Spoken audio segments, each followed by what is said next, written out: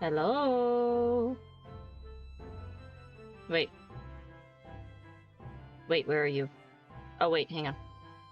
Exit studio mode. Oh, wait, hang on. Sorry, wait, no. I did the wrong thing. Where is it?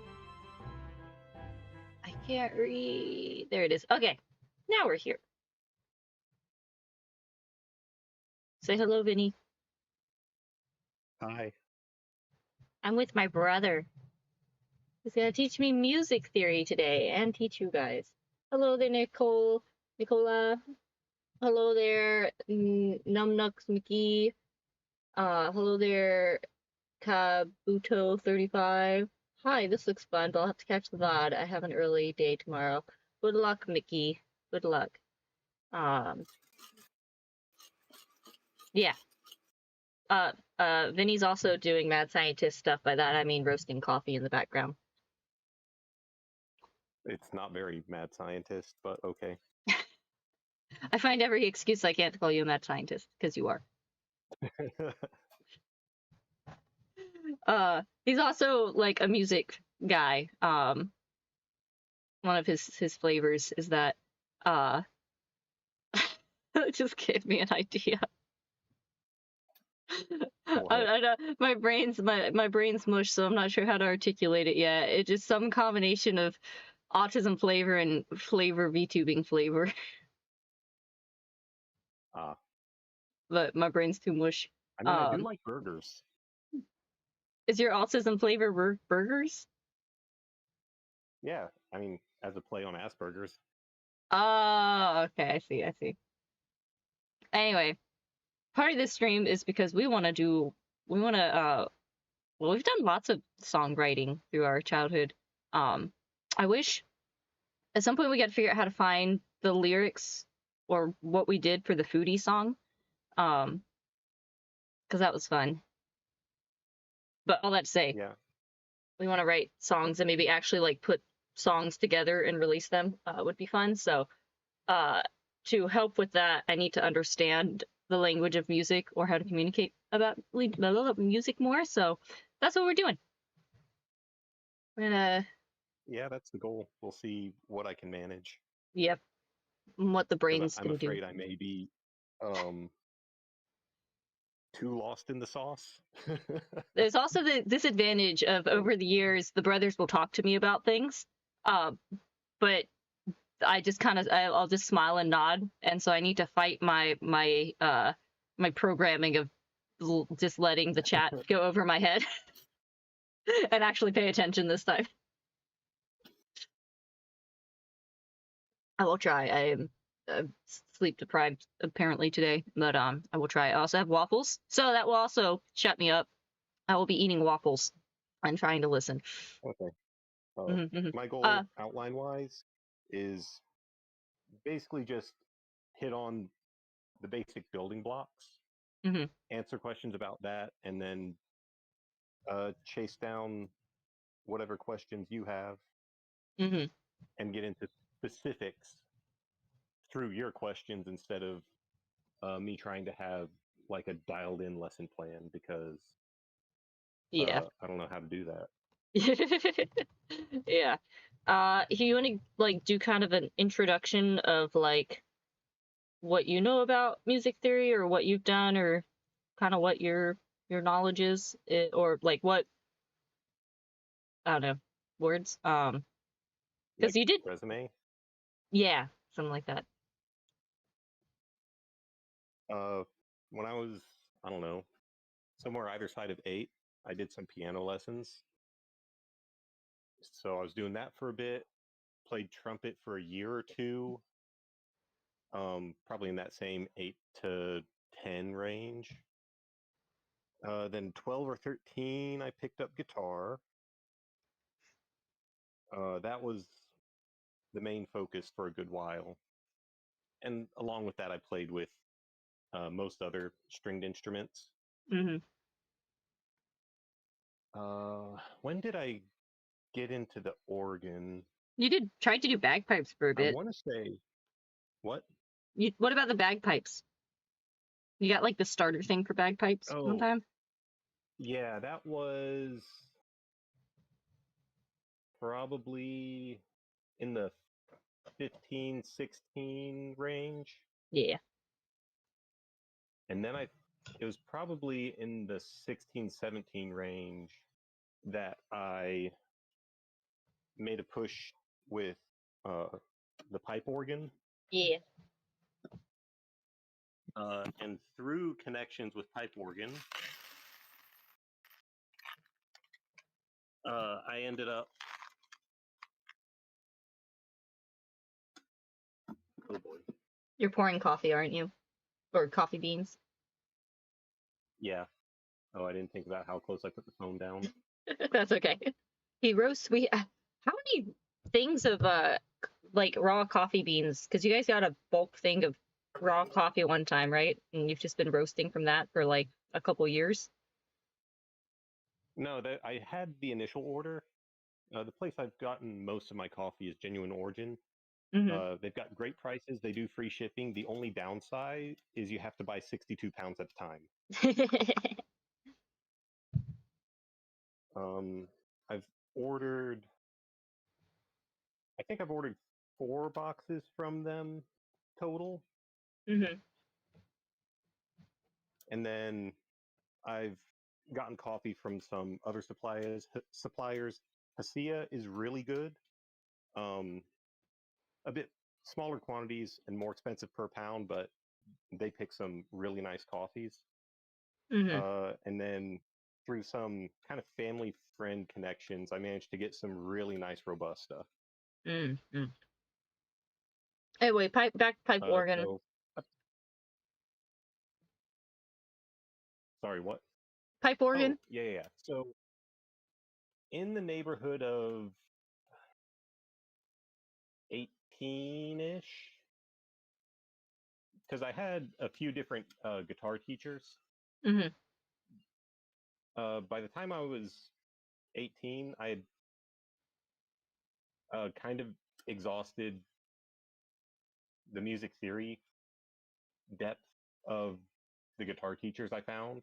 Mm-hmm. Especially, I don't know. I like theory. Mm-hmm. Mm-hmm. I find it helpful and fun to play with. And I was complaining to my organ teacher about it. She worked at a university that was somewhat local. Mm-hmm. And she offered to ask if any of the professors would be willing to let me audit their classes. And yeah, one professor was. So I did 2 semesters of, what would that be, sophomore and junior level Mm-hmm. music theory and composition stuff. That was a lot of fun. Mm-hmm. And that's just like sitting in. That wasn't like credits or anything. No, but he did grade my work. Oh, nice. Which That's was, nice. he did not have to do. Yeah, he was tremendously helpful. I just And remember you trying to do the like compose the thing where it's like one sheet of paper and people sit on the other side to play it, and your hair looked crazy because you kept like running. Yeah, you kept like your hair was all stuck up from like your fingers running through it. A challenge. Yeah, the challenge for that was write a sheet of music where if you have it one way up, you can read it as a treble clef. And then someone looking from the other side can read it as a tenor clef. So you'd have a violin and viola duo. Mm-hmm. One reading from the top, one from the bottom, and have good harmony and counterpoint through the whole thing. Mm. Sounds hard. It's yes and no.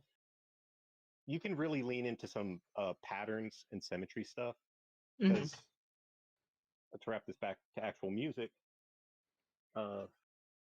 my opinion, music is just ordered sound. Because if you've got random sound, it's noise. If you put any kind of structure onto it, then it starts to turn into music. Mm-hmm.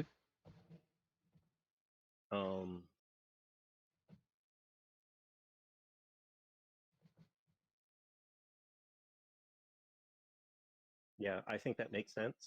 Mm-hmm. Does that make sense to you? I think so. Okay.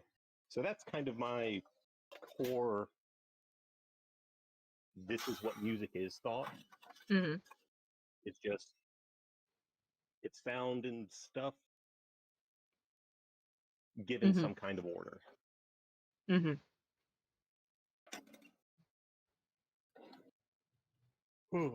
me 1 second to swap coffee. That's all right. Yeah, for me, chat, I attempted through my childhood to like learn to play some stuff. Like, I think I tried to cut guitar and piano, kind of tried the harp. Trumpet, I was not good at sticking with any of it.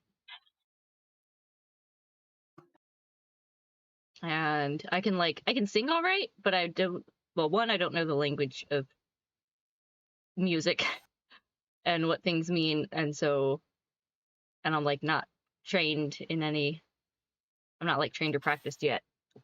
So I just kind of wing it. But hopefully understanding a bit more of how to communicate about language and the different things about music and the different language of it, I'll get a little better at it. I sucked hard at trumpet. It's a little tricky. I like guitar though.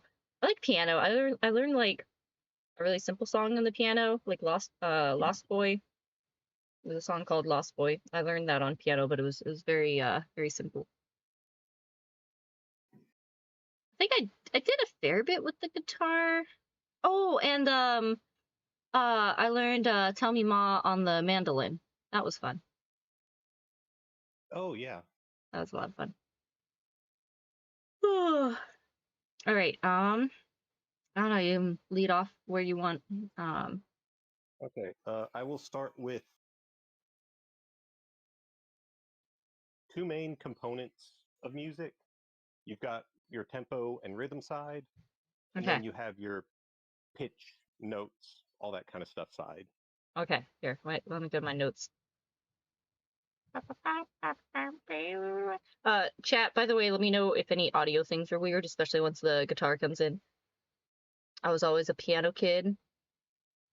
Thumbs up to you, Yuku Jamari. I'm not good at any of this. Let's see. I think you guys You can also see. never just fixated on one. Nah, I didn't have. That was writing for me. Yeah, music takes a comical amount of time. Yeah. Understandably.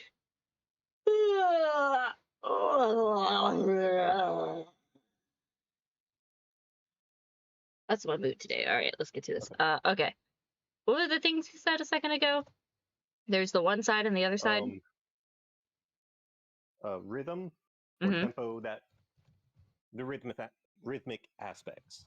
And then you've got the pitch, your different notes, your harmonies, counterpoint, all the things related to pitches and how they play together. So the way, because we talked a little bit about this the other day, and the way I think I understand it is rhythm goes forward and back.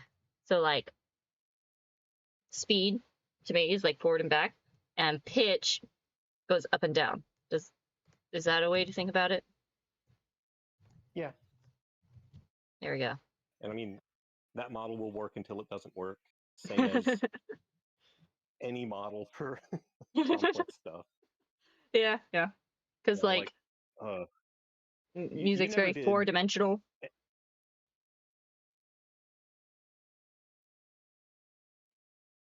That would be a rabbit hole if I actually tried to pursue it. Okay. So we're not gonna go there. Right now.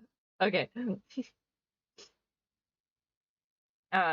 You were saying generally you've got pitch and rhythm things happening in a song together.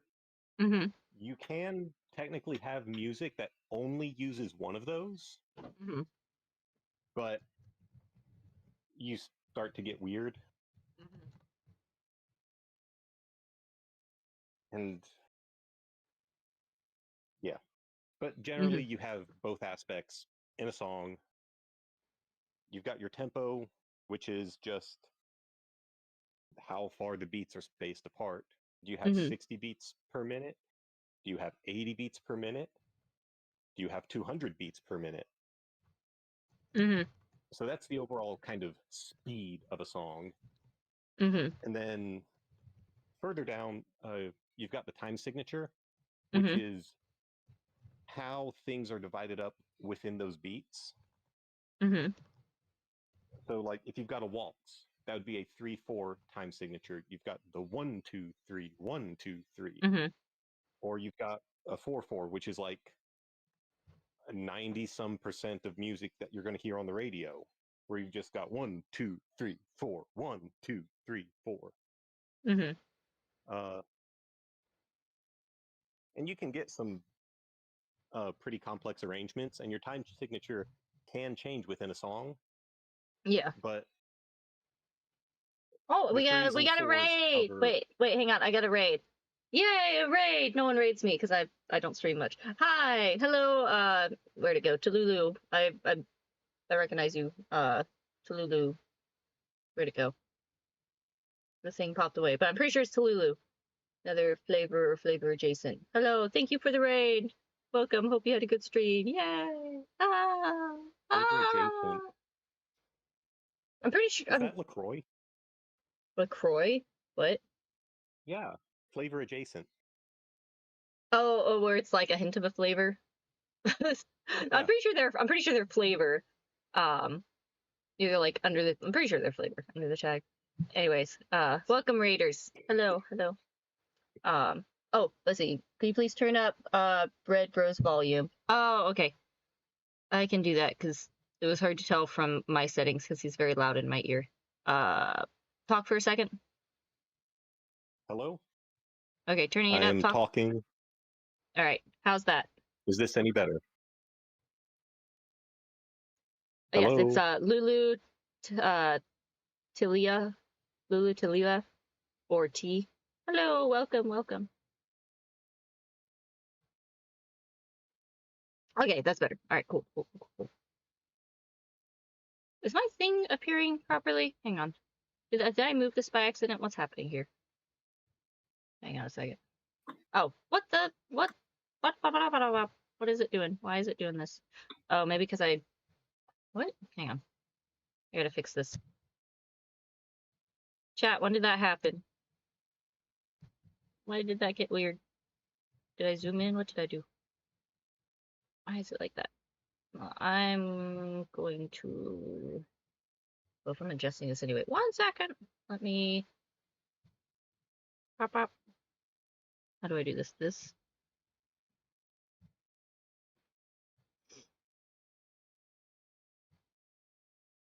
Let's see what this does. Over here. Looks like that. There's that. I'm gonna squish it. Put it. Oh, that's long. I'm gonna. That. And I'll just let it be like that. It'll be outside the board. That's fine. Where am I? I am going. I need to see chat and I need to see my notes. I'm talking out loud because my brain floats. There we go. Okay. We're back. We're so back. Yay. Okay. All right. We were talking about time divisions. Can you tell me the most common ones again? By far the most common, and again, this is in Western music, is 4/4. 4/4. Okay. Where you've got 4 beats per measure, and it's a quarter note, and it just goes 1 2 3 4 1 2 3 4, and that's almost everything. Then you have a minority, things like waltzes and jigs. Will be in a 3/4 or 6/8. Okay, hang on. Wait. Where you have the 1 2 3 1 2 3 kind of stuff. 3 4 or what was the other one? 4/4.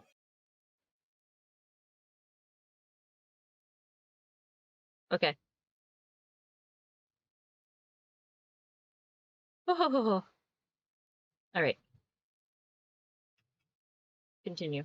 And I think I'll bounce over to pitch. So that's like the very top level. It's we have a consistent pulse through the piece of music, and it's organized into some basic groups of either 3 or 4. Okay. And there are many other options, but we're not talking about that yet. Mostly focusing on like the kind of stuff that we intend to make. Mostly just the most common things that you will have the most point of reference for. Yeah. And because then once you know, oh, that's this, once you have that very basic thing, you can go, well, what if I tweaked it this way? And you can have context for making changes that get you to the more involved things. Okay. Like, I mean, I'm sure you've heard a song that speeds up at some point. Oh no, the tempo changed. Oh, fire department! You can do that. This song's on fire! I'm funny. Alright, chat, tell me I'm funny. I'm in a silly mood. I'm gonna stuff my mouth with waffles so I don't get more off track. Okay. And then pitch. We use 12-tone equal temperament. What's that mean? What does it mean? I am not going down the temperament rabbit hole right now. Oh, right. You'd mentioned that. Yeah. To really get into that, would have to go back to Greece. So we're not going to do that right now. That's a long trip. But basically, you've got a frequency is just cycles per second, and that's fast enough that our brain interprets it as a tone instead of a beat. Okay. Because with rhythm, the rhythm and tempo, we're talking about numbers of beats in a minute. With a pitch, we're talking about a number in seconds, and it's usually in the hundreds or thousands, not the tens. Okay. That's the deeper hole. I'm at the... Yeah, the deeper hole is I'm at the pitch circumference and rhythm of the are hole. the same thing, just in different ranges. I'm just at the circumference of the hole. Don't need to go down the hole. Yeah.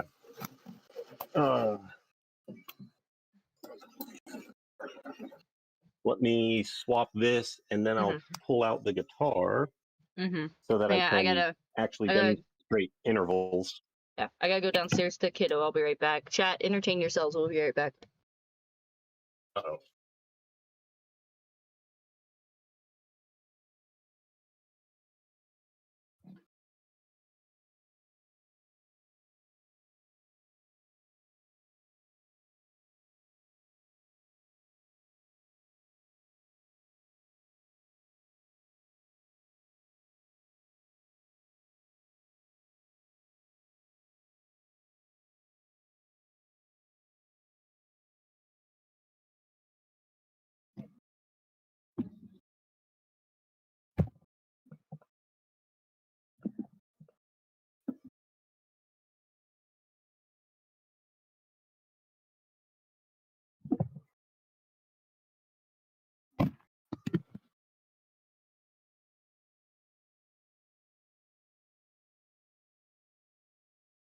I'm back. Hello, chat. Let's see. Nicola says, where things really clicked for me is that for most instruments, a single note is not just the one frequency. It's a bunch of stacked undertones, and how they line up determines how chords sound. Cool. Hello there, the rad man. Thank you for joining. I'm back. You're here? Yeah. Cool. All right. So, what's next? How's the volume?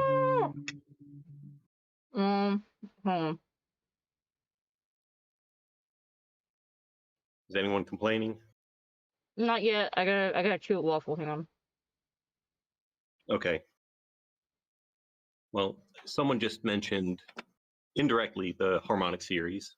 Unless you're listening to a sine wave, which you really only hear in chiptune music and sirens, you are not hearing one pitch. You're hearing one dominant pitch and then a bunch of overtones. Yeah. So, like, you've got the string of the guitar, and it's vibrating according to its length and its tension. But you can also cut it in half and isolate that overtone. And you can take it further to a third, a quarter. See if I can hit a fifth. Yeah. Hello, feels chunky. Greetings. In chat, let me know if you can hear the guitar well. If it's loud enough and such. Can I? They're kind of.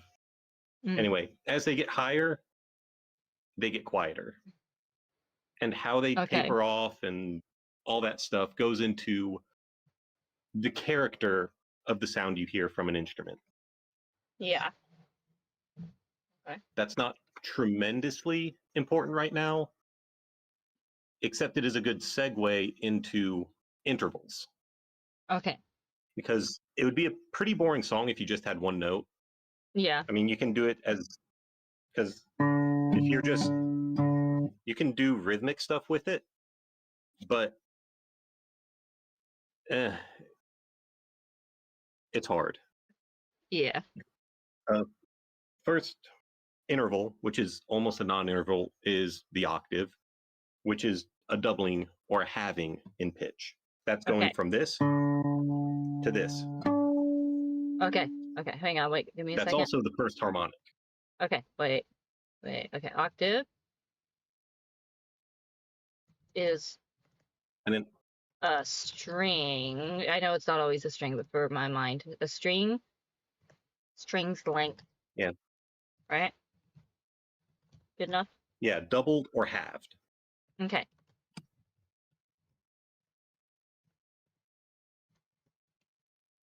And in music, an octave gets the same note name.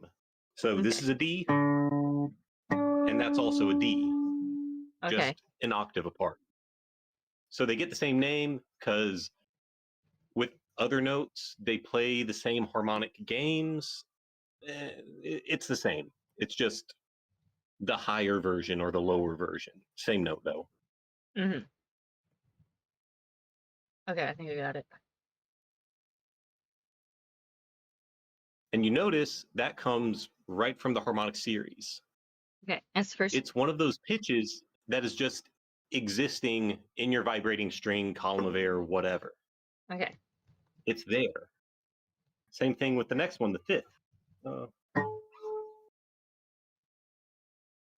It's not the fifth harmonic, it's a second harmonic, but it's basically a fifth interval-wise, which is a power chord. Okay. Which, you hear this? Yeah. It sounds kind of deep and rumbly. Yeah. The relationship? And then the relationship between this and that. It's not the same, but do you see the similarity? Hang on. Do it again. Okay, so here's a power chord fifth. Actually, let's do.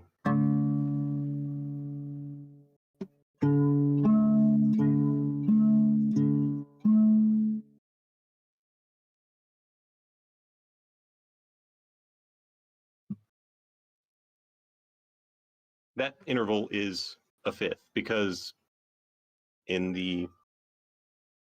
with a 7-note scale, just like a normal major scale, if you start at 1 and then go up to 5 and play those two, that's that. Okay. It's going from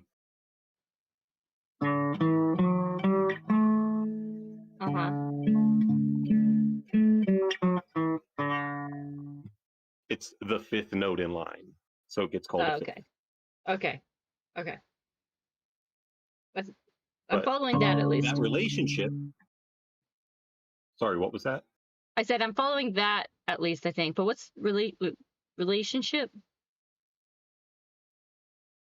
Is that what you just explained? Two notes. This one. Uh-huh. And that one. Oh, you're saying, okay, like where they're at in the line of stuff is the relationship.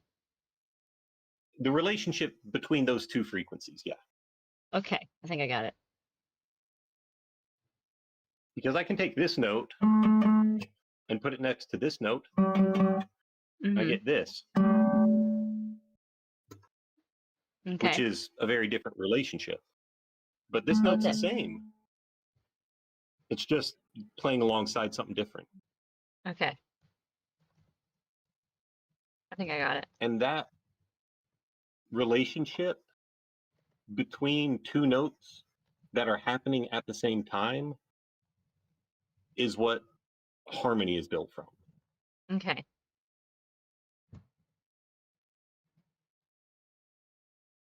Harmony of different notes. So it's just notes hanging out together. Okay. You have a spectrum to classify them. It goes from consonant to dissonant. Okay. So if you just have a bunch of instruments playing the same note, it's going to be as consonant as possible because everything's the same. Nothing is bumping into each other in any way. It's also very boring because nothing's happening, but it's very smooth and consonant. On the other end, you have dissonance, where nothing is smoothly meshing together.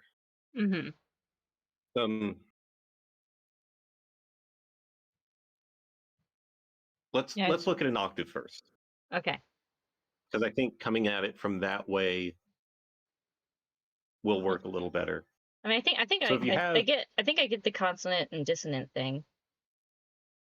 The point I want to make is exactly what is or isn't jiving. Okay. Is the waveforms themselves. Okay. Because if you draw two waveforms, one on top of the other, and they just are the same waveform, all the peaks and all the valleys all line up. Yeah. If you have an octave, where you have a lower note, yeah, and then the higher version of that same note, because that ratio is 2 to 1, you've got 2 cycles for every 1 cycle. Everything still just meshes into place. A fifth is a 2 to 3 ratio. So you've got, they move together, and then you've got a little bit of disconnect, but then they join back up on the third cycle of one, second cycle of the other. Okay. So you've got, it's still real smooth.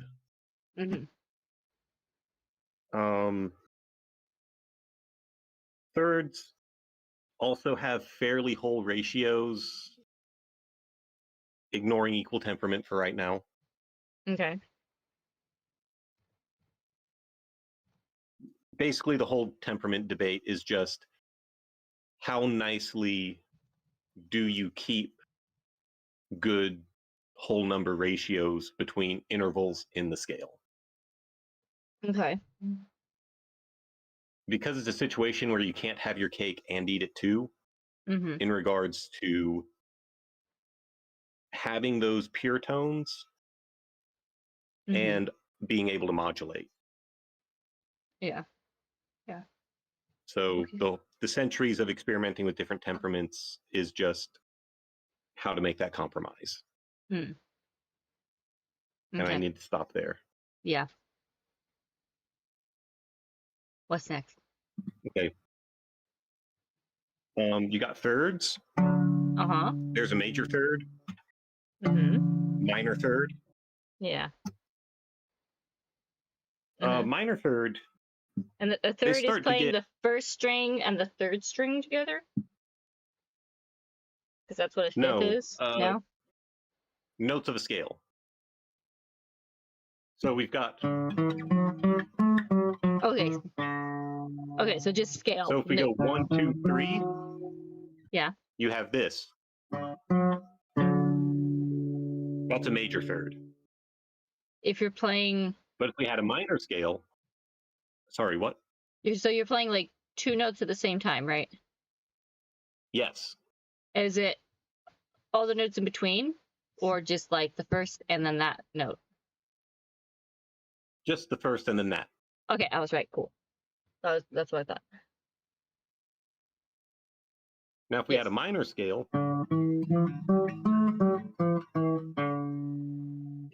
And you had that minor third...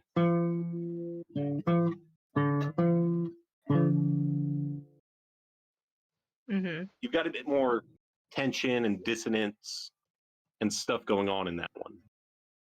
Then you got a fourth.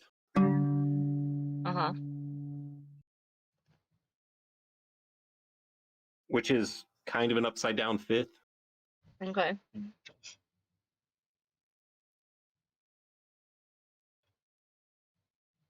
Past those, like a second, that's just, you got your first, you got your second. If you play them together, oh no, you've got a lot.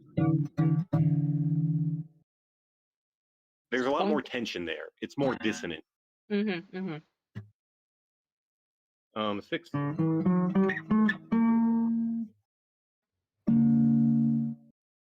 That's also more, it's got more tension than the fifth. Yeah. And that'd be a minor sixth. There's a major sixth. Major sixth, minor sixth, fifth. The point I want to make here, a lot of time the tension from dissonance has a direction. Okay. So you notice this sixth. Yeah. Just kind of wants to drop down to a fifth. Yeah. Fifth is consonant, nice and stable. That minor sixth is just 1/2 step away. Yeah. So it really wants to go there. And then a seventh, a major seventh, because we go...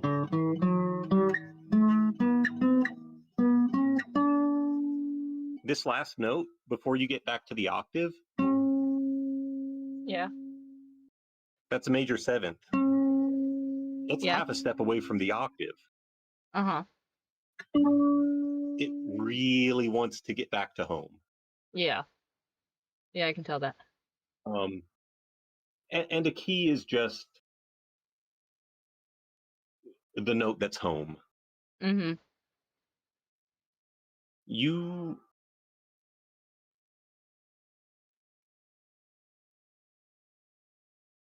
You can build about any scale you want. The ones that are recognized as scales are the ones that it's pretty straightforward to musically convince yourself that, oh, this is home. Yeah. Because you can string together whatever number of notes and say, this is the scale, and this note is the root. That's home. But if you just take the D major scale I just played and say, I want this C sharp. I want that to be home. Yeah. It is difficult to play something that convincingly makes that feel like home. It's not impossible, but especially with growing up with the context of Western music, it's a hard sell. Yeah. That may have been a bit of a useless tangent, but whatever.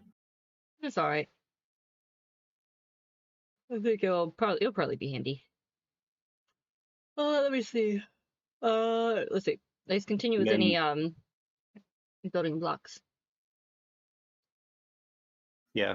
And next, I guess, would be chords. Okay. Because a chord is just a handful of notes all going together. Mm-hmm. So so far we've just looked at 2-note intervals. Well, yeah. An interval is the distance between 2 notes. Yeah. Yeah.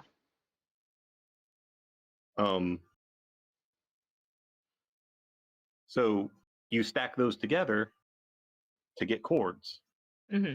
Like the basic major chord, you've got your root, your third, Mm-hmm. and then your fifth. Yeah.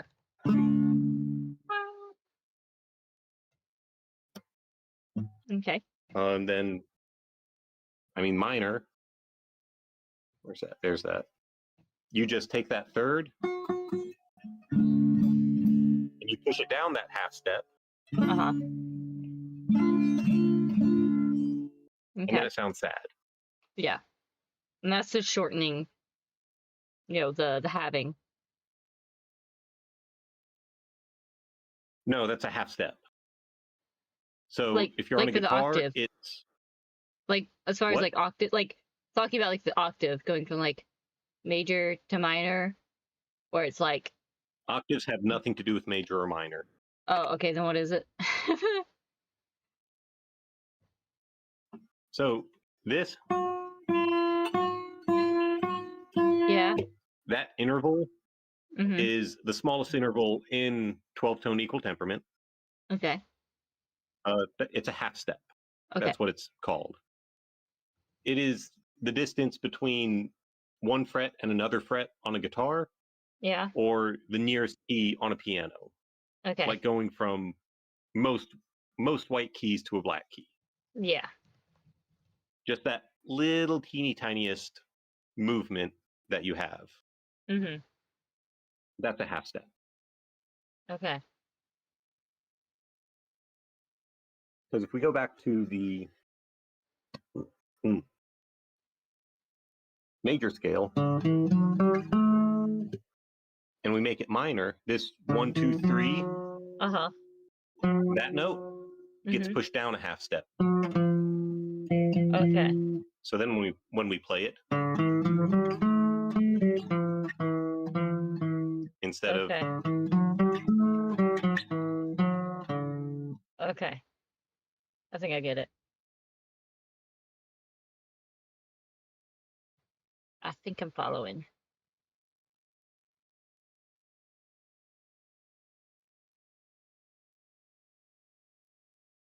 So what's next? See. I'm trying to think what amount of chord, because your basic chords are the triads. They have three different notes. Mm-hmm.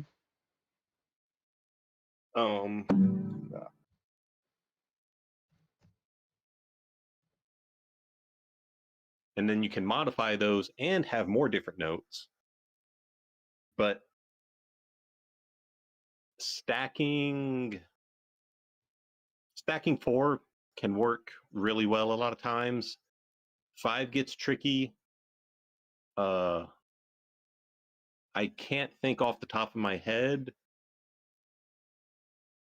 of making a 6-note chord work outside of having passing tones. Mm-hmm. But that's not really a full chord. Okay. So for a modification, here's a major chord. Yeah. And then it's called a suspended 4, where you just take that one of the thirds and you just push it up a half step to the major 4th or 4th. There's not a major minor 4th. Mm-hmm.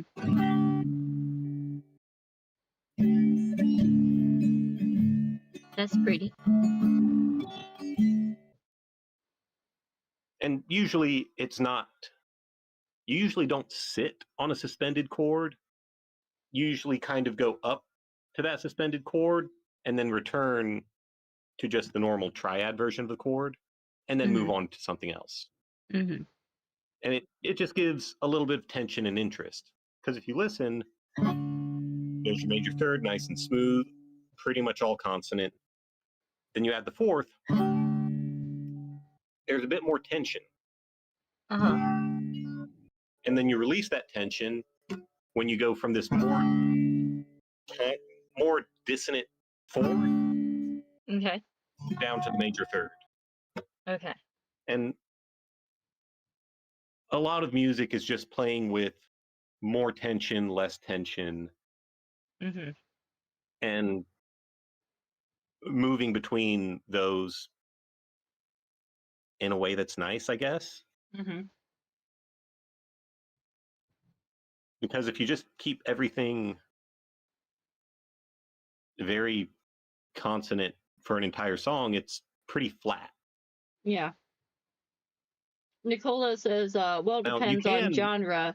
Some types of music use held tension chords a lot. Yeah. I mean, just the degree of tension is up to whoever's making the music and where they put it. Because a lot, and you can add interest in ways other than just consonants and dissonance. Like you can have a song that's, I mean, the 4 chord songs harmonically, very simple and boring. But if you actually listen to those songs, they're using other aspects of music to get the interest and the tension and all that they want. Yeah. So yeah, it's never just one thing. What other ways can you do tension and interest? You can mess with your volume. You can mess with the tempo. Even without messing with the tempo, you can just mess with how fast you're playing within the tempo. Like say you're strumming a chord at a given speed and then you double it. You haven't sped up the tempo of your song because you're still within that same 60, 80, whatever beats per minute. But within that framework, you're moving twice as fast. Okay. I mean, cool. Yeah, bringing in different instruments or even just some accent kind of more sound design noise things. There's many options. Okay, gotcha.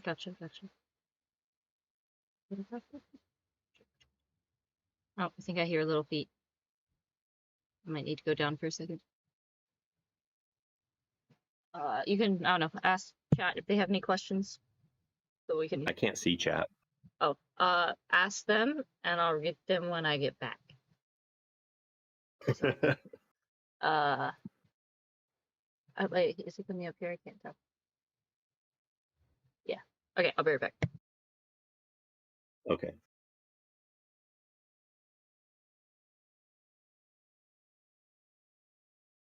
Let's see, where should I go next?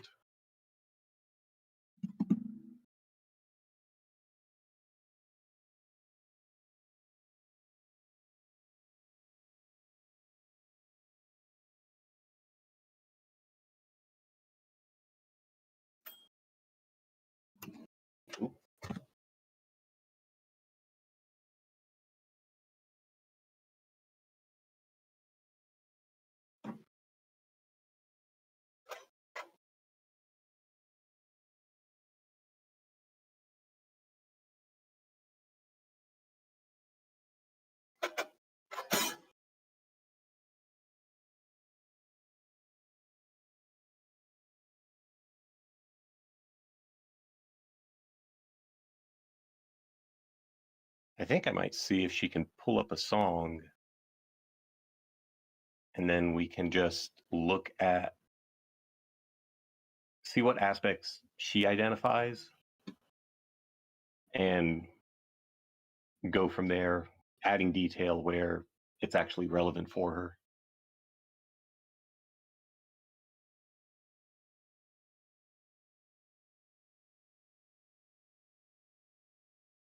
I'm back. Hi. Hi.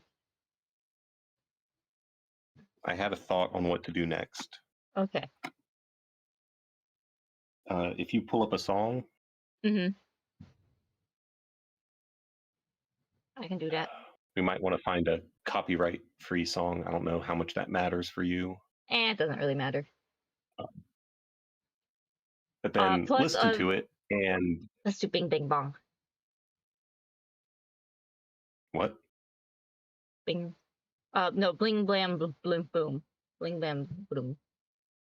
Hang on. Let me get it. This one will be fun. Okay. But yeah, listen. And I guess think about what I've rambled on. Uh-huh. And then ask questions based on that. Okay. Because the goal is for you to have a toolbox to communicate more specifically about music. Yeah. This one might be a little... if we listen to this and you try to hit it with a hammer you just got, okay, we'll probably learn some stuff. Okay. We'll give it a try. This one might be a bit much to start with, but I want to start with it first, and then I might do a simpler one. So I'll send it to you on Discord. And let me pull it over in over here. Let's let the ad play. And get it in OBS. A little OBS. Where is that? And let's do. There we go. So will I need to listen to it separately? I don't know. Do you want me to? Maybe I can share it over Discord for you to listen to. Let me see. Where are we chatting at? Right here. Is there a way I can share it to you? There's screen share. Maybe that will also get music. Let's see.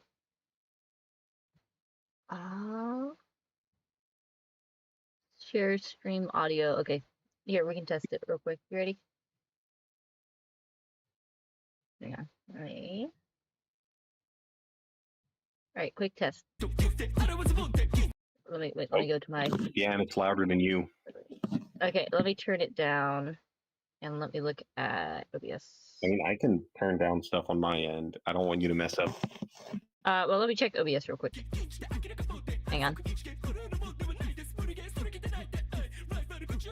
Okay.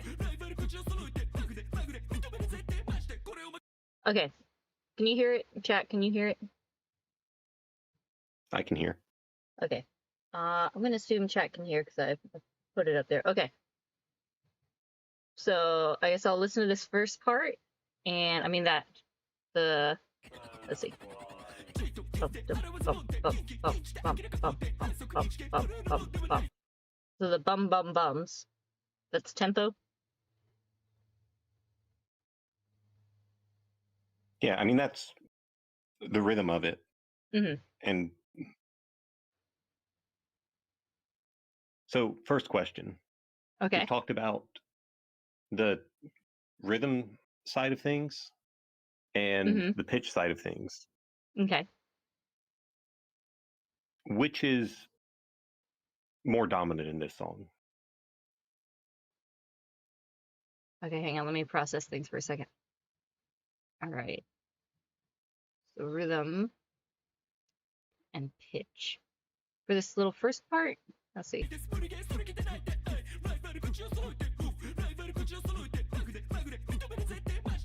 In this little part, the the consistent hard hitting beats sound pretty dominant to me. Pretty much the entirety of this is driven by rhythm. Yeah. There are pitches that exist, but if you change them, I guess think about what's more important. Is it the what is happening pitch-wise, or exactly when? Let me think. Hang on. What's happening pitch-wise or when? It's the pitch. Like in this song in particular, right? Or like overall?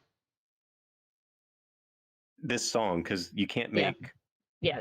a sweeping Mm-hmm. pitch is more important than rhythm statement. In this one, because the pitch is like the guy rapping is what's moving up and down in the song, and then the tempo and rhythms are very like boom, boom, boom, forward in the song. Yeah, if he changed the pitches that he was saying for the various words, would it change much? I don't think so, because that seems to be like sitting on top of the tempo and rhythm. But then if he changed when, would that make a big difference?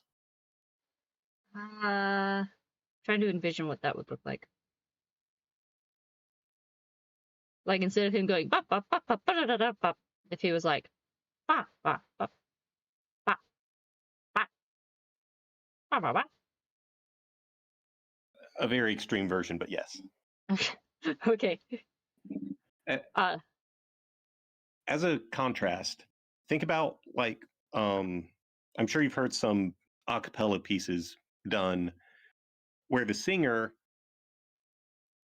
really leans into some notes longer, and they play very loosey-goosey with the when. Okay. But they really lean into what pitches they're singing and all that. Okay. Yeah. That's an example kind of in the opposite direction. Okay. I think so. I'm gonna play it again because there's a lot that happens in this song. Yeah, and you can let it play more. I mean, I've not heard it. Squeaky, squeaky, squeaky.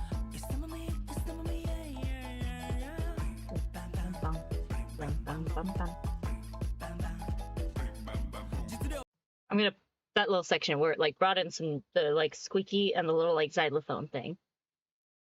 So that's like adding, the tension and interest. That's adding, different elements.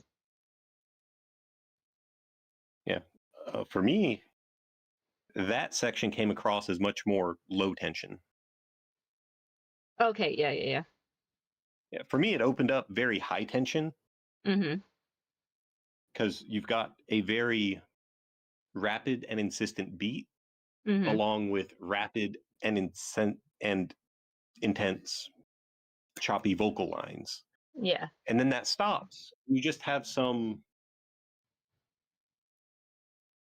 smoother tones doing something kind of chill. And it's also more repetitive. Repetition is very important for music because it helps set expectations. And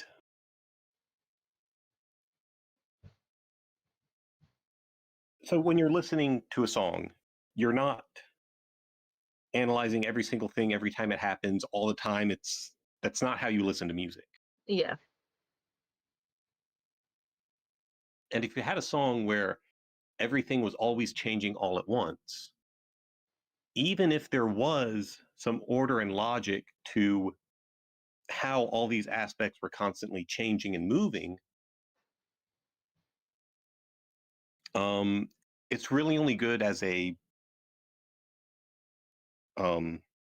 music nerd exercise and exposition yeah, kind of thing. Who is it?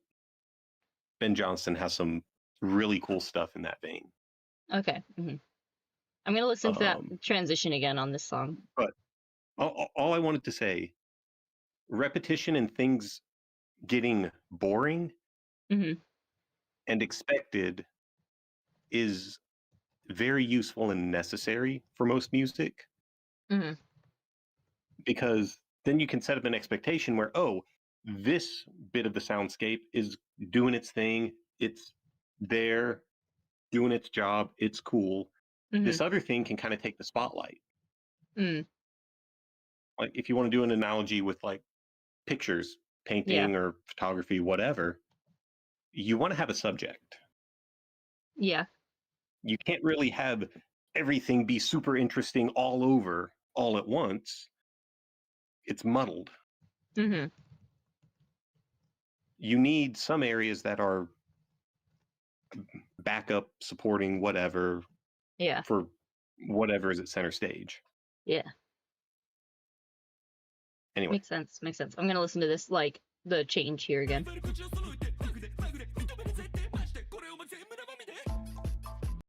Yeah, because it drops the booming beat.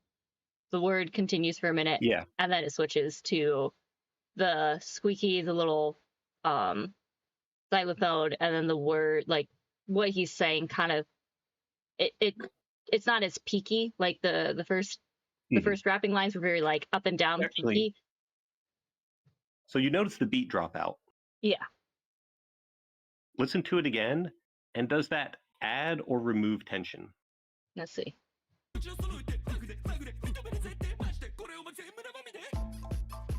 It seems like it tips the tips the tension up just a little bit, like, so then you can jump off of it. Yeah. Mm-hmm. And how I would a quick aside about what music theory is. Music theory is not saying if something ticks these boxes, it's good music. Yeah. This is how you make something good. It's just trying to find patterns and rules. Mm-hmm. So theorizing about something starts with, ooh, this sounds cool. Mm-hmm. What's going on so I can do it again? That's what music theory is doing. It's trying to build a model that lets you kind of categorize, find the patterns, and be able to pull them out when you need them. And have a language to like communicate about it. Yeah, it's descriptive, not prescriptive. Mm-hmm. It's an attempt to describe, not this is the way you do it. Mm-hmm. And I see a lot of people look at it backwards and it hurts. Yeah. So the beat dropping out, back to repetition. That beat is repetitive. And it had repeated enough times that it's like, okay, this is a thing that's happening. There's a bit of comfort in that. Yeah. And then that gets yanked out from under you. And you just have that last bit of harsh, insistent vocals. Yeah. So that's my reasoning on why tension kind of ramps up right there, and then you drop into lower tension. Yeah. Right. I'm gonna see what it does, because I know it does like this little bit, and then it transitions into a different part of the song. I like the squeaks.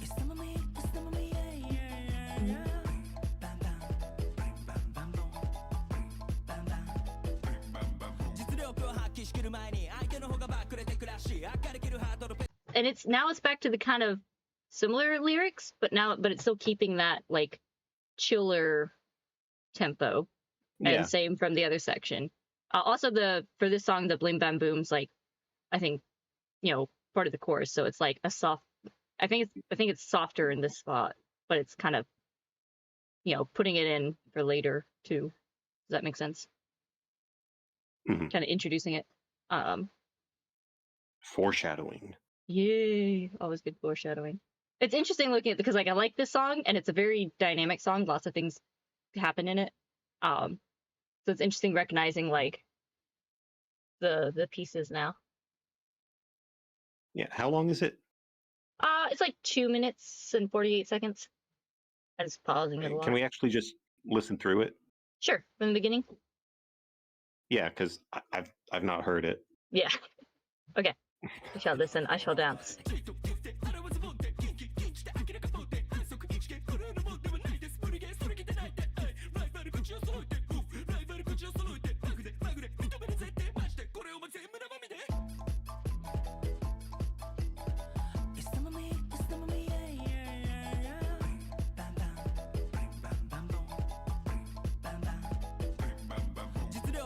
きしきる前に相手の方がバックれてくらし明るけるハートのペリハッピー明らかにダントツでピカイチ相変わらず脱皮してる毎日誰の七光もいらないお前のアイスよりアイス俺バッと見できないことばっかりだけどベリーハッピー呆れてる呆れてる周り恵まれてる家族友達もう反則的タッチ君ら俺に任せとけばいい教科書にない問題集にない超パッとなましない鏡を鏡答えちゃってプロです Stop, yeah. 生身のままいけるとこまでプロですプロ一番上 Nothing can bring back Nothing can bring back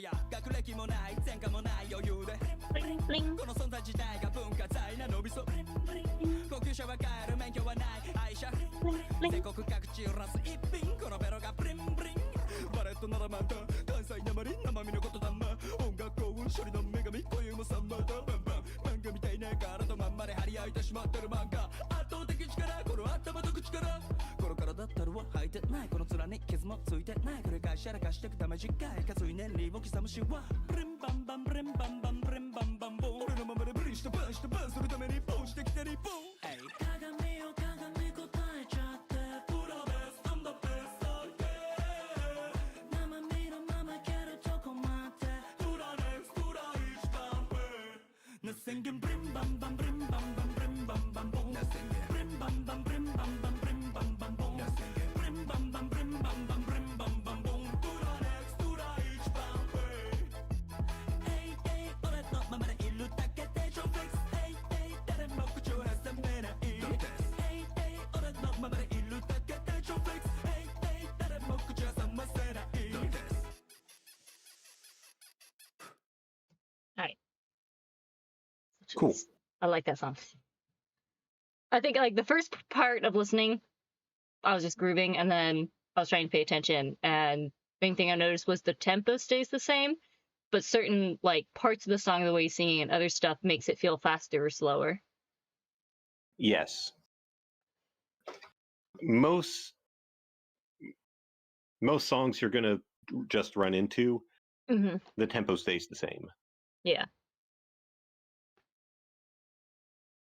But you saw how, like, the little brim bump bits. Yeah. How that had more of a slow swing from this line, then this line, then this line, then this line. I think so. Where the other bits, it was more this. Yeah. Yeah, and that's, I mean, the tempo stayed the same, but you kind of had things happening twice as fast in some parts. Yeah, because like the tempo was the same, the way he was singing and rapping differed. Yeah, what he was doing within the tempo. Yeah, is what changed. How do they make it feel like the mood, the like how do they make a song that like always makes you want to dance?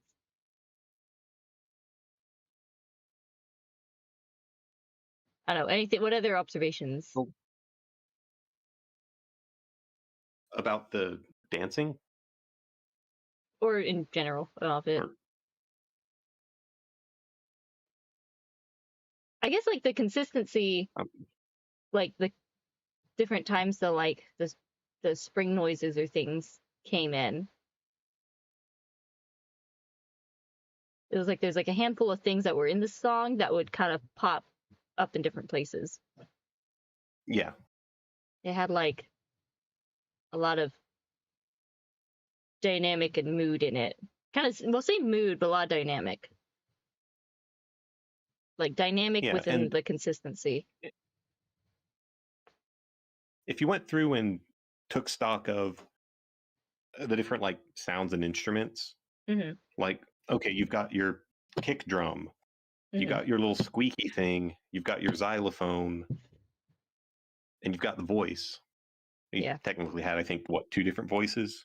Different like layerings. Like in that first bit, I noticed he's doing like a huffy, like a sort of like some sort of like other vocal noise that's happening that also stops with the when the beat stops. Because that's the other thing is like they keep having these little like pause moments, and then within the they have a fair bit of like pause moments as they jump to different sections. Yeah, well, the point I was trying to make, you've got, let's say, 6 different instruments. Yeah, that works. Yeah. If you just had all 6 doing their thing all the time, that's an entire dimension of variation that you're throwing away. Yeah. Because, I mean, you hear in the song how just, okay, I'll bring this in, pull it out for this bit, and then bring it back. Helps to give you some variety and delineate sections of the song. Yeah. Good night, Nicola. Thanks for joining. Oof, we shouldn't go terribly longer. Yeah, I can pull up the switch to the, I think the one song that I managed to send you. That's a much simpler one, but is also one, I feel like this song and the other song both have a very strong mood they invoke whenever I listen to it. Another thing that can be interesting to do, I think it would drag a bit too much to try to do live. Yeah. But especially if you want to look at things from a songwriting perspective, identifying the distinct sections can be helpful. So like with that song, you had an intro and you definitely had things that would kind of lump into A and B sections. Yeah. I'd need to, like I said, it would drag because I'd want to sit down and go, okay, what divisions make the most sense to make? Like, do you make your A section, B section division based on whether you have that slower kind of swing bit? Yeah. Or the more faster bit where, I mean, the tempo is the same, but yeah. But like most your typical, you could treat that as what? I was just saying your like typical like pop songs or stuff I'm pretty familiar with. Like you've got your chorus, maybe like chorus, sometimes you got like not chorus, you have like the verse, chorus, bridge kind of maybe thing. pre-chorus, yeah. It seems like a lot of modern songs, like the most popular modern songs lately, have tended to drop the bridge. But I'm fairly familiar with the different sections. Yeah, and you can look at that as kind of an A-B with some little variation-y bits, but it's like, oh, I've got a verse. Yeah. And then I've got a chorus. And I bounce between those in some kind of order. And oh, 1 second, he's upstairs. What was that? Kid, Doe Baby's upstairs. Hang on a second. Ah, okay. Gonna go pull something out for him. 1 sec. Okay.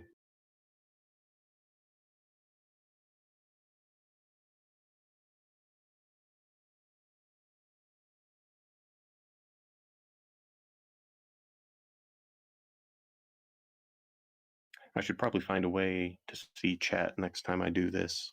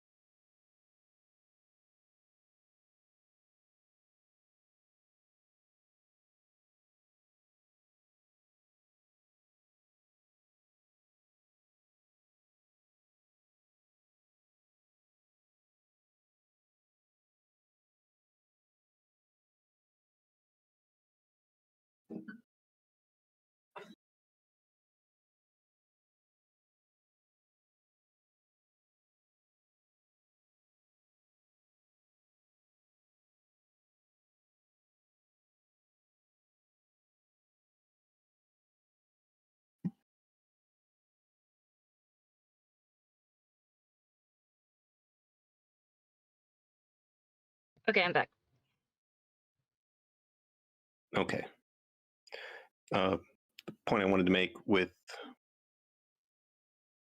dividing things up into sections, it's less here's a formula, follow this, and more just maybe you could think of it like a high-level sketching tool. Yeah. To get like a very general, here's how I want the big chunks to kind of play together, and then you fill in from there. Okay.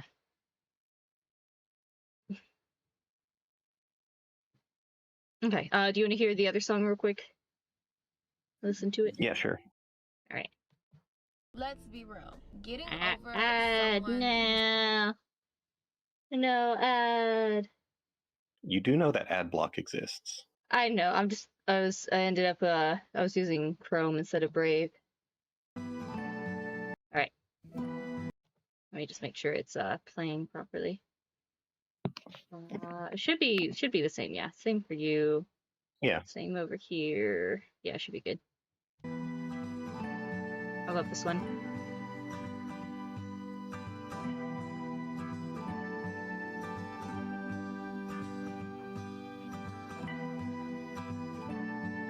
I'm gonna pause some parts, just because if I listen to the whole thing, I'm not sure how to like digest it. Yeah, and I did listen to this one before, so yeah. It's just with that other one I'd never heard it, so yeah. I had no context for the song as a whole. Do you like it? It's a fun song. Okay. So Anna, how do I look at this first part? The little intro here. It's like. What do you mean? Trying to figure out, we got some chords going on the guitar in the background, and got a kind of pedal tone going along with the chords. Yeah. I guess like it's very consonant, harmonious. Yeah. Nothing particularly weird or crunchy going on. Yeah. It seems and like the actual pitches are a lot more relevant in this specific context. Okay. Because you've got a whole chord where those pitches have to work together. If you started bumping around any one, it would start to fall apart. Where the other one, you didn't have harmony for a lot of it. So if any given pitch he's saying at any given instant shifted a bit, it wouldn't break anything immediately. Yeah. Okay, I'm gonna push play.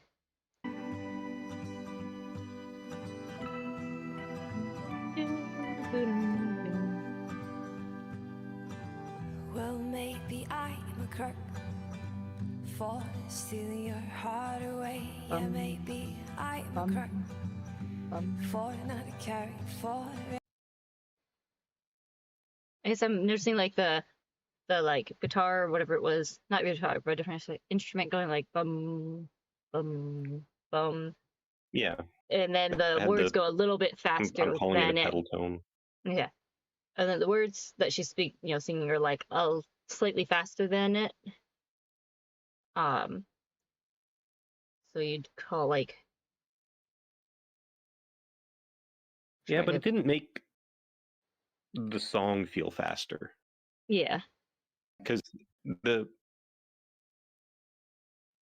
big thing that's driving the pace of the song for me, at least so far, is the guitar's strumming, and its strumming pattern is matching the singing isn't changing, and that's kind of what I'm anchored on listening to it.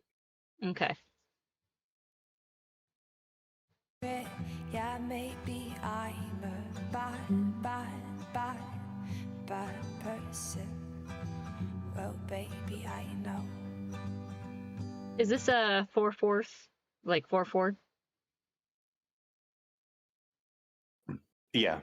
Okay.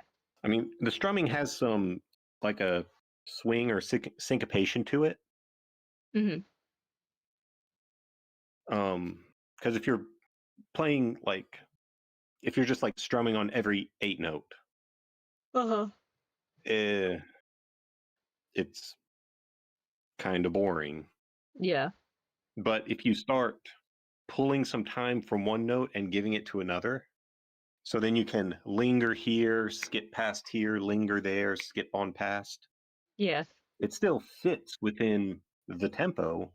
Mm-hmm. You're just smushing around in between a bit. Okay. Yeah. So like this, I think it's gonna switch to the like closer to the chorus part, but like this first part has been very consistent. All right. Yeah. And I think it goes. Yeah, I'd agree with that. These fingertips will never run through your skin. It kind of builds, right through ice. I guess, an expectation. Pause it, I can't hear you over it. The kind of consistency for this first like almost minute kind of builds like the consistency and expectation is kind of a tension in its own way because you're kind of waiting for it to change, especially if you've already heard the song. Yeah, and going back to the picture analogy. Yeah. What's the subject The lyrics in the song so far? Yes. Not her vocal line, because that's fairly flat. Yeah. It's the focus is on the words she is saying. Yeah, because this story or this song always like builds like a strong story in my mind of like emotional, story. Yeah. That's why you've got the strumming dead consistent. Mm-hmm. The little pedal tone melody, whatever. Mm-hmm. That's just there to kind of fill in space before the lyrics come in. Yeah. So that it doesn't feel too sparse, I guess. Uh-huh. But outside of that, those are just sitting there in the background holding up the words. Yeah. All right, and then I think this is about where it changes. A room filled with people that are less important than you. Or 'cause you love when you know I can't. And she doesn't change too much, but you've got more instruments coming in now. Well, no, what stood out to me, on the Love, Mm-hmm. that was the most pitch variation we've heard from her so far. Oh, that's true. So that makes it stand out. So it's probably important. Yeah. I mean, yeah, that's so you true. see how just by keeping your pitch range in your vocal line pretty tight, not too much variation, you set that expectation. So then you go to some bigger jumps, which are not big jumps at all. But relative to the song. But it stands out. Yeah. Because you set this expectation and then you push outside of it. Uh-huh. Uh-huh. You got I'm pretty sure the like extra instruments I think just come on for the chorus, and then this one has more of an instrumental section of it too. I'll push play.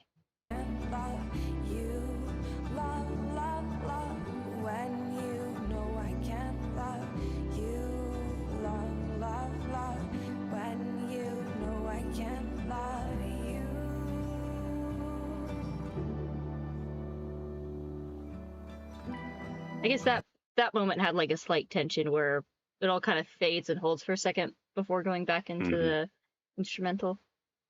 And that also lines up with the other, removing some part of the song that's been there. Removing that builds tension. Yeah. I think I feel like that's a very common thing, right? Yeah. And, I mean, a lot of this stuff, it's nothing like crazy insights. Oh, wow. It's just putting some words to things. Yeah. Because was she necessarily thinking, ooh, I should go up another half step when I do the love part so that I can draw attention to it? No, probably not. She was just sing the song in a way that vibed how she wanted. Yeah. Like you and said, that's the tool she descriptive. used. Yeah, like I said, descriptive. She wasn't planning it out like that when noodling around coming up with this song. It's us coming in later going, oh, that's why that works. It draws attention to that. It tells me this is important. I'm going to push play. Anyway, continue.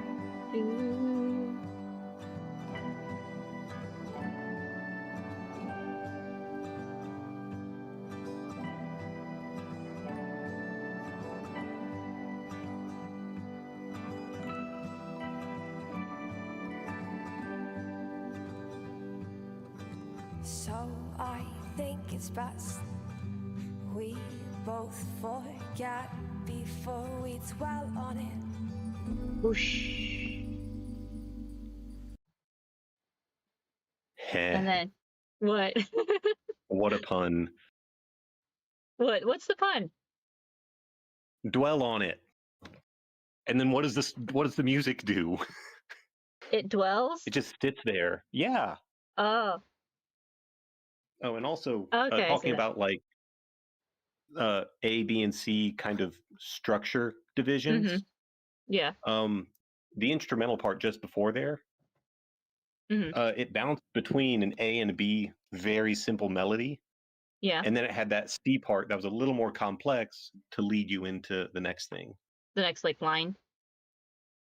Yeah. Nothing tremendously relevant, just that's a bit that you can go, oh, hey, I have these two things I bounce between, and a third thing that comes in to transition me. Like your verse, chorus, bridge. And then knowing this song, because it, dwells, haha. And then the next section where the lyrics, the tone, like the story of the lyrics are slightly different, and this music's slightly different. I'll push play. We'll go to that.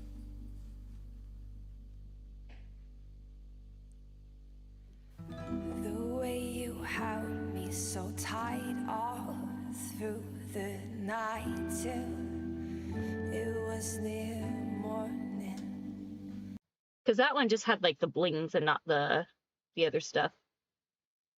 And the like the tone of it were like the song story or like what the person in the song is thinking, that part's slightly different than the rest of it. Yeah. But the chords that have been going on in the background, that's not changed since the start. That has been static. But that's fine. Yeah. The interest and storytelling and everything else is coming from different aspects of the song. Yeah. So like the blings. So it's just but the nice blings little, the same chord as like the strings. The guitar, yeah. Okay, interesting. Just change the instrument and also kind of like isolated. Just just that and the words. And then then it moves back into the kind of normal one.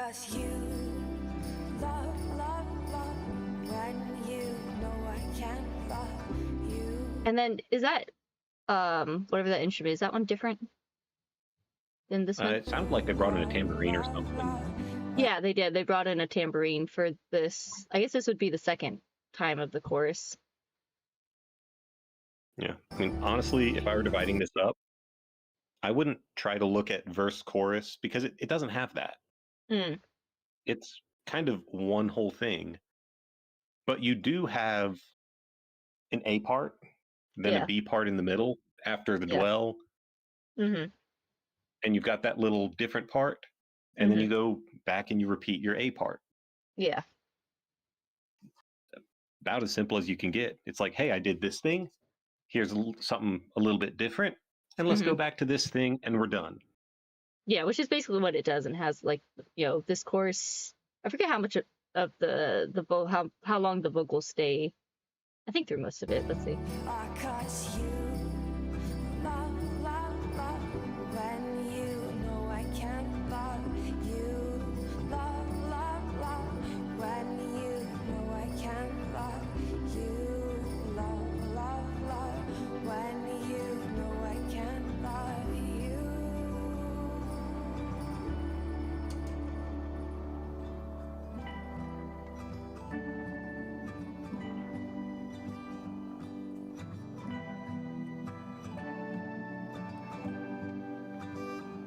let's bring in like a harmonica Mm-hmm. or something. So it's like basically the same and slight differences brought in at different parts. Yeah.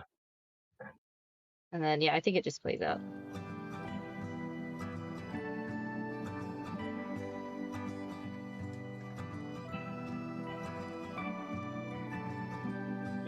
And then you had that A B C thing happen again.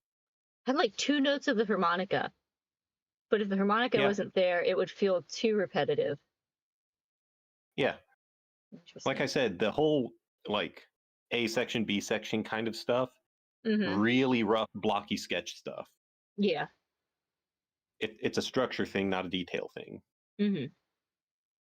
Okay. Interesting.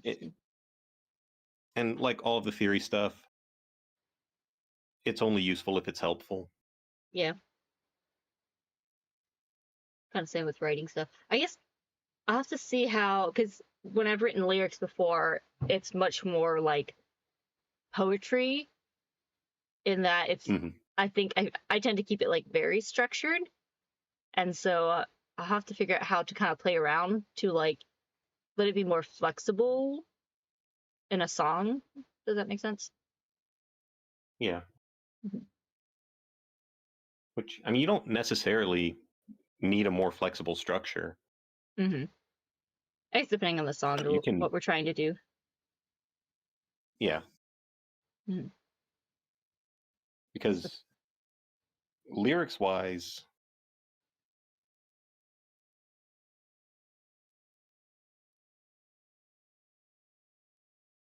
I need to actually listen through it to flesh this out. Listen through what? Because the overall impression is it's not very structured. It's kind of an A to B story. Yeah. But it does have points it kind of loops back to and callbacks. Yeah. So I'd have to think how I'd want to divide it up in a way that into a framework that is helpful. Because, I mean, you could say, oh, it's just this one thing. It's all one thing. It just starts here and ends there. Cool. That's not very helpful. You could also come up with some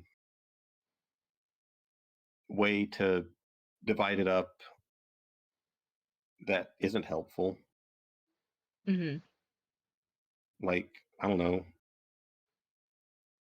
do something weird with word frequency that's absolutely useless. Yeah.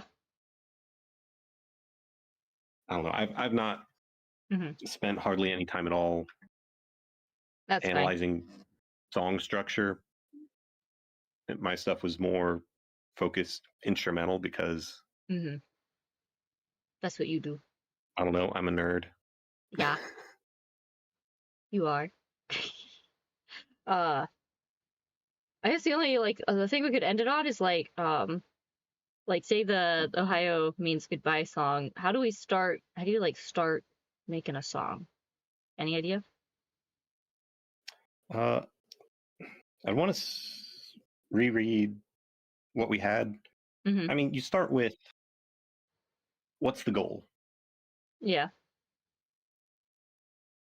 And I guess general direction. Because maybe kind of mood of the song. Basic concept, the story thing. I guess what kind of impression? Which is well, so Ohio Means Goodbye is a very story-driven song. Yeah. So I think I would approach it from that. Or are you going to do a power ballad? First you need to...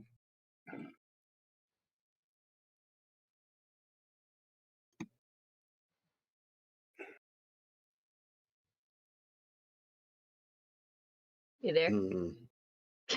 Yeah. It's I don't think it's a power ballad. Well, I don't feel like it's a power ballad. It could work quite nicely as a power ballad, but we're not to genre at all yet. Yeah.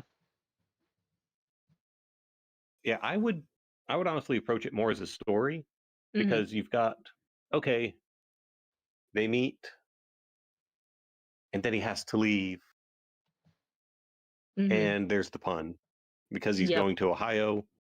Ohio means hello. Means goodbye. But in this case, it means he's leaving, so it means goodbye. And yeah, so I guess the absolute very core is the pun. Yeah.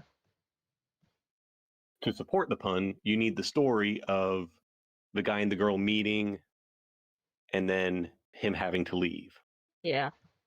And I would lean towards having a reunion at the end, just because happy endings are nice and it makes a nice little coda. Yeah. Which a coda is just an end bit of a song that doesn't necessarily fit within an A, B, C kind of structure thing. But if they meet again, but it's goodbye. How can we end on a hello if it's goodbye? I mean, you can make it sad if you want. I'm trying to look at my note. I had so many like things in here. I'm trying to figure out like what structure we ended up on. There wasn't a structure, really. There was like chorus. What do we have? I know or verse. It was like verse, chorus. I forget if we had like a pre-chorus, but it seemed to go pretty verse, chorus, verse, chorus. Yeah. Verse 1. Chorus, what I'm verse 2, chorus, right verse now 3, chorus, bridge, chorus. I think it's kind of what it's at right now. Where I'm at, this level of detail doesn't matter yet. Yeah. Because it's first is, and again, this is a story-based song. What story are we telling? Yeah. They meet. It's nice. He has to leave. And then, bam, pun. Yay. And may or may not give some degree of a happy ending. So the goal of the song is to communicate that. Yeah. Now, because this is going to be a song, you can't just write it out black and white. This happened, this happened, this happened, because that's a short story. Yeah. I mean, you could put a backing track to it, but spoken word short story. So for it to register as a song, you're going to want some more poetic communication, structure and style and rhyming and stuff to the music. Yeah, because like the story, like the thing poetry does is communicate a similar thing. Like instead of, I don't know if I can do a good example, but instead of being like springtime is a very nice time of year because of XYZ and such, you do a poem that less words but still communicates the feeling of why springtime is nice.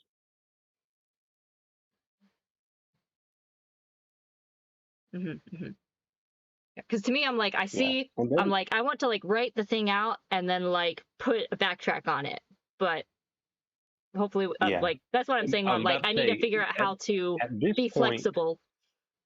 You can start looking at genre. Yeah.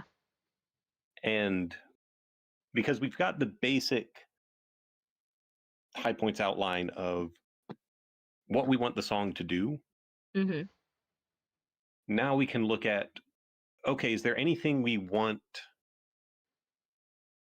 that we really want music-wise? Because we've identified what we want story-wise. If we go, oh, we want it to fit in this genre, that starts to give a framework where, okay, how we write the lyrics to tell this story needs to fit this genre. So, like, if you did want to do a power ballad, you need a chorus that you can hold your lighter up to. Yeah. And sway back and forth. that's a very core part of a power ballad. Yeah. It would be fun to make this a power ballad. We've never actually have we made one? Goes. True. What? Have we made? I know we've talked about in the past making like a power ballad. Have we ever made like a power ballad before? No, I don't think so. Okay, I'm leaning towards let's try power ballad and see what happens. Okay. And again, I have basically no experience on the actual songwriting side. So let's see. I have no experience we know on the like story music we want making. to tell. Uh-huh. We have the highest level framework in. We've identified the genre of song we want. Mm-hmm. And we know it's going to need a good chorus. Yeah. So that might be. And I think from here I would start to play with some of the words, because for the chorus you're going to want the Ohio means goodbye in there somewhere. Let me see what my chorus is right now. Let's see, where is it? Chorus, there it is. Come here. Wait, no, not that one. Which one is the chorus? Hang on. Do you know every rose has its thorns? Yeah. Yeah. That's a good example of a power ballad chorus. Yeah. Let's see. I don't know. I have something here that says chorus and maybe a couple versions. Now I stand here on this Tokyo street. I surrender to my heart's obstinate beat. As time dances on, we'll find our way, spanning borders. Yeah, that's way too long. Yeah, no. Let's see. That's not a power ballad chorus. Yeah. Ohio made. Yeah, because another thing with power ballads. Ohio may mean goodbye, but love will never go awry. Waiting for the day, I'll see you on your way in the morning glow. When Ohio means hello. That shifted gears. I don't know the term for song stuff. Yeah. But it went from one thing to another thing. Yeah. The chorus needs to be focused on the goodbye. Yeah, and another thing with power ballads, the verses are honestly very flexible. Yeah. As far as they don't necessarily need to be super singy or super rhymey. Yeah. They can start to lean almost spoken word. Yeah. Because it's like everyone wants to sing along with it, so you don't need a.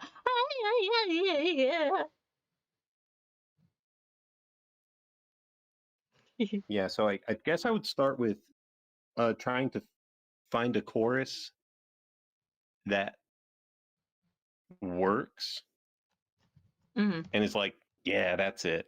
Yeah. And then the verses just need to fill in the gaps in the story. And you can also have variation within the chorus.